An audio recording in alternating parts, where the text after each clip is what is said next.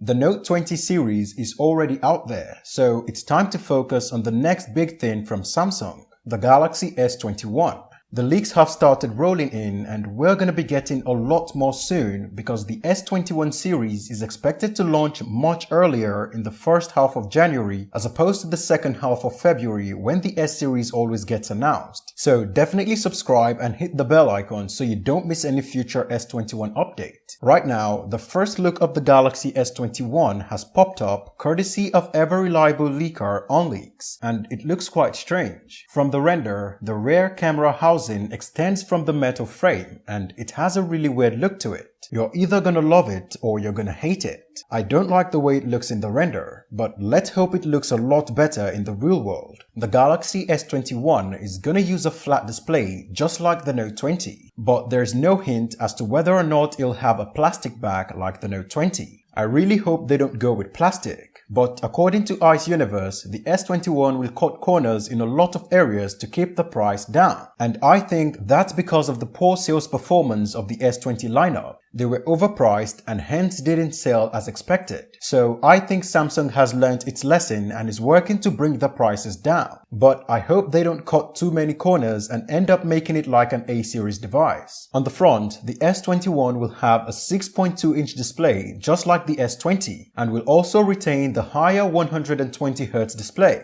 It'll also have the same footprint and the same 4000 mAh battery just like the S20. But this time, Samsung is going to use its LTPO technology, which should improve battery performance by up to 15%.